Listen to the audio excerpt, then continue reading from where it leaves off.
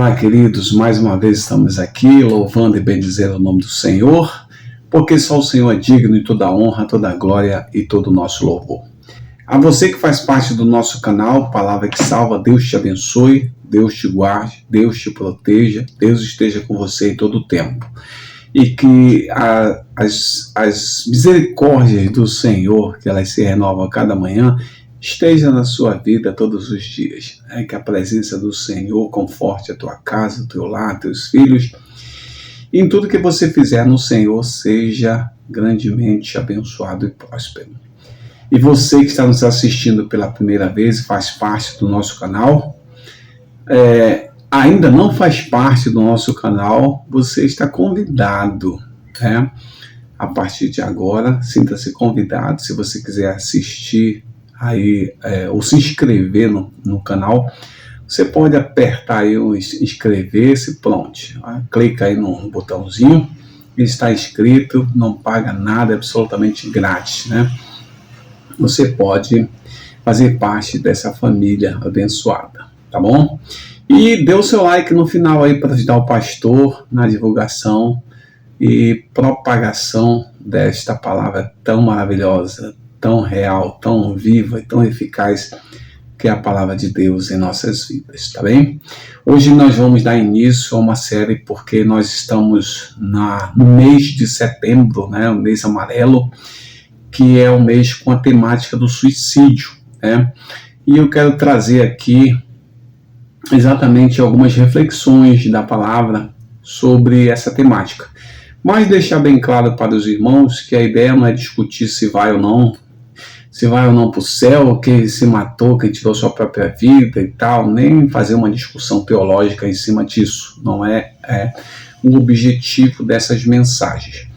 O objetivo das mensagens, ela recai sobre a questão do acolhimento, E nos faz refletir, também provocar a todos nós a refletir qual o nosso papel nesse momento, O que nós devemos fazer, como nós devemos fazer para trabalhar a prevenção, quanto a essa situação tão agravante, que vem se alastrando aí em nossa sociedade, No ano passado tivemos muitos pastores e filhos de pastores também se suicidando, Então teve um número bem alarmante aí, e esse ano também muitas pessoas tirando a sua própria vida, muitas pessoas desistindo de tudo e acabam enveredando por esse caminho, Mas qual é o nosso papel? O papel de igreja, o que nós devemos fazer para ajudar?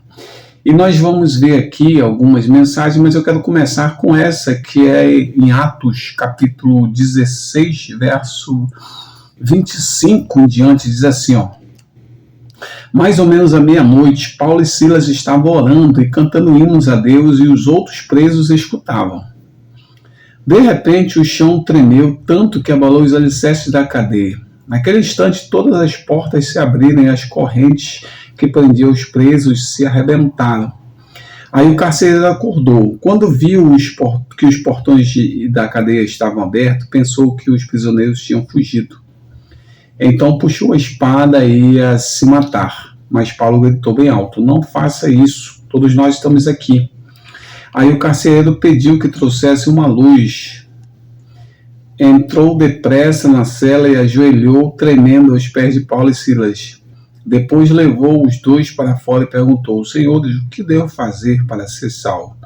Eles responderam, creia no Senhor Jesus, será salvo você e as pessoas da sua casa. Então eles anunciaram a palavra do Senhor ao carcereiro e a todas as pessoas da casa dele. Naquela mesma hora da noite, o carcereiro começou a cuidar deles, lavando os ferimentos da surra que haviam levado, e logo depois ele e todas as pessoas da sua casa foram batizados. Em seguida, ele levou Paulo e Silas para a sua casa e lhes deu comida. O carcereiro e as pessoas da sua casa ficaram cheios de alegria, porque agora criam em Deus. né? Olha só que interessante, né? Então nós temos aí dois quadros, né? Vamos olhar para Paulo e Silas, que estavam ali louvando ao Senhor, à meia-noite estavam louvando ao Senhor, e de repente o Espírito Santo agiu naquele lugar através do louvores. E aí só confirma a palavra de Deus, né? Que diz que Deus habita nos louvores do seu povo. E Paulo e Silas ali louvando ao Senhor, o Espírito Santo se manifesta para todos ali naquele lugar. Então houve uma comoção ali, através da ação do Espírito Santo na vida de Paulo e Silas e na vida de todos aqueles carcereiros que ali estavam junto com ele. Então naquele local Deus agiu de forma tremenda. E para a gente entender a ação de Deus, é importante o que está relatado aqui nos versículos que eu li, que vai do 25 até o 34, é que as portas se abriram, né?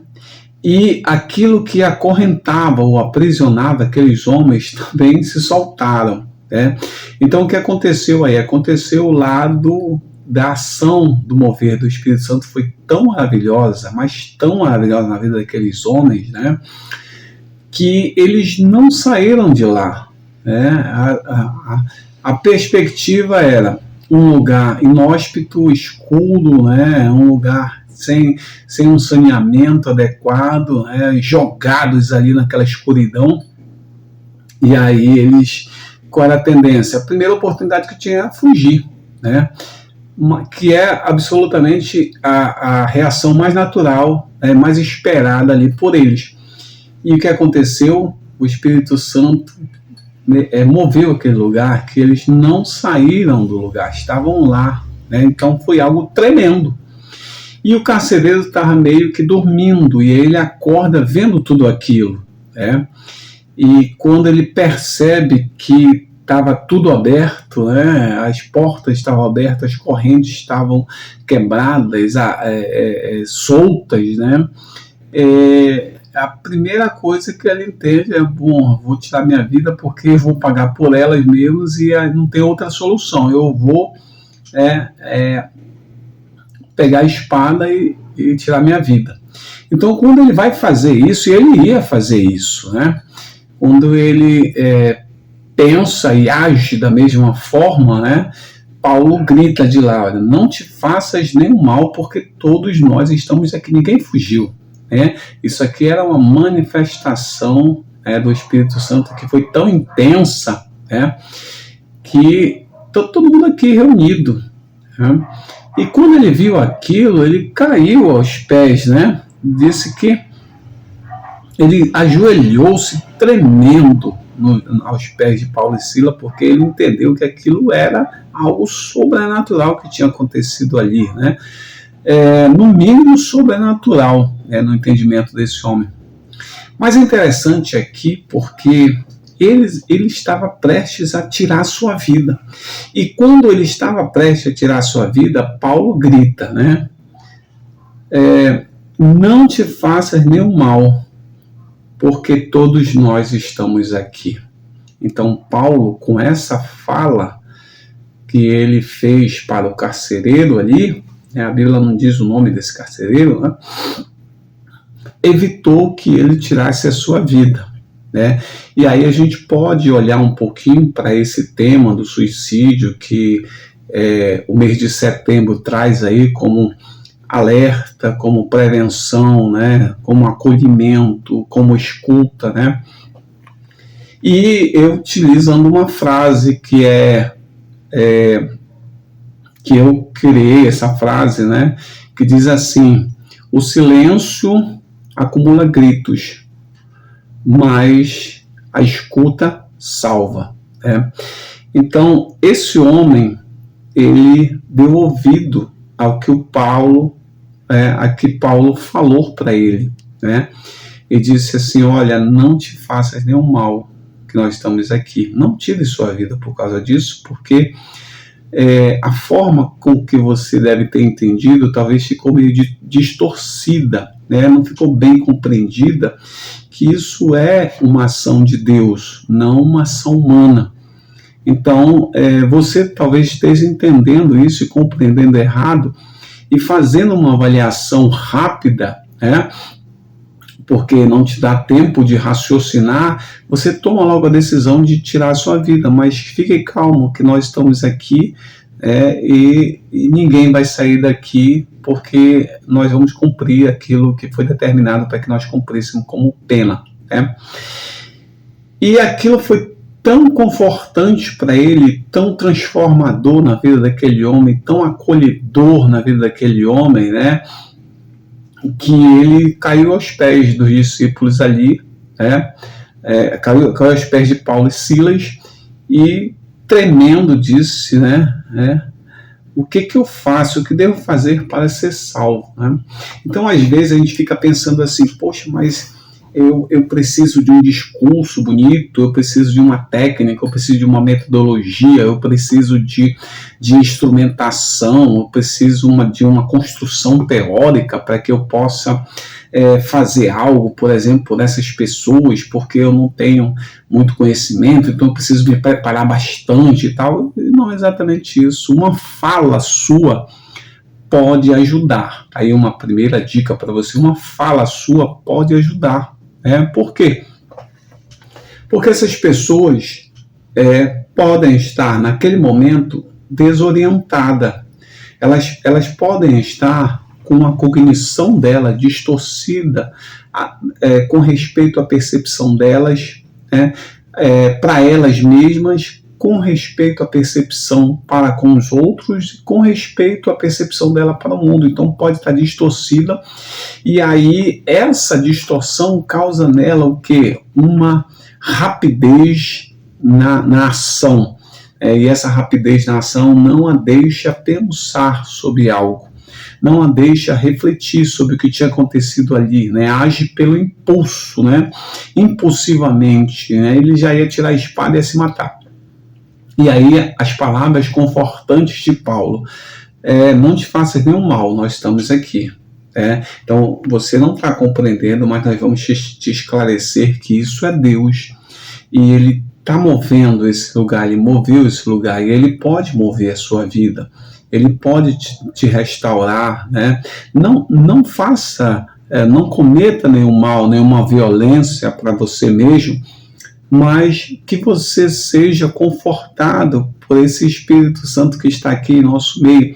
E Ele nos conservou, porque nós estávamos adorando a Ele, não causando aqui uma rebelião, alguma coisa. E isso foi confortante para ele. Ele começou a usar, a sair dessa perspectiva de distorção cognitiva e começou a usar o racional. Ele começou a raciocinar, ou seja, agora a possibilidade de raciocínio é maior, em virtude da fala de Paulo. Então, às vezes, talvez só falando, uma das formas, falar algo, e aquela fala vai entrar e vai fazer diferença, porque a Bíblia diz que quem convence o homem do pecado, da justiça e do juízo é o Espírito Santo. A gente tem que fazer aquilo que é devido à condição que se está ali naquele momento. Nesse caso, foi a fala de Paulo que disse: não te faças nenhum mal, porque nós estamos aqui. E isso foi tão acolhedor para aquele homem, aquilo foi tão confortante para o coração dele, que ele desprezou a condição de tirar sua própria vida. E aí caiu aos pés de Paulo e Silas, se arrependeu do que tinha feito, tremendo, se ajoelhou aos pés e depois perguntou: o que eu devo fazer então para ser salvo, para experimentar isso que vocês estão experimentando, que experimentaram aqui na cadeia, que é muito mais além do que essa liberdade que vocês querem, essa liberdade, esse encarceramento físico, mas tira vocês desse cárcere que liberta, que é emocional, que traz essa liberdade, que não depende da saída de vocês daqui para essa adoração com o Senhor. Isso é diferente, isso é transformador, isso é revolucionário. O que eu devo fazer para que eu e a minha casa ela possa ter acesso a essa condição também? E aí Paulo diz, ó, se você crê e a tua casa também crê, claro que vocês têm a oportunidade de vivenciar essas coisas, de experimentar essas coisas. E aí o carcereiro, se colocou na presença de Deus, trouxe sua família, começaram a servir a Deus. E aí mesmo lá naquele lugar, na condição da prisão, eles começaram a cuidar dos ferimentos. Aí você vê a igreja, o carcereiro agora é uma igreja que cuida dos ferimentos de outro. Cuidaram dos ferimentos dele emocional, e agora ele está cuidando dos ferimentos físicos, que também traz uma consequência emocional. E aí o verso 34 é o fechamento disso, o carcereiro e as pessoas da sua casa ficaram cheios de alegria, porque agora criam em Deus. Então, uma palavra é a primeira dica, a primeira chave para esse acolher, Uma palavra pode mudar muita coisa. Então, uma das ferramentas que a gente tem é a própria fala, E aí, nos momentos oportunos, nos cenários oportunos que a gente fala, com certeza, o Espírito Santo traduz isso na cognição do sujeito que recebe essa fala e proporciona liberdade, libertação e salvação, como proporcionou a vida do carcereiro. Que Deus te abençoe poderosamente, Deus te guarde, Deus te proteja, esteja com você em todo o tempo, seja o teu guia, seja aquele que te guarda, aquele que te consola, e que o Senhor derrame sobre a tua vida bênçãos sem medida, sobre a tua família, bênçãos sem medida, sobre teus filhos, bênçãos sem medidas, sobre a tua geração, bênçãos sem medidas. Deus te abençoe, em nome de Jesus. Amém.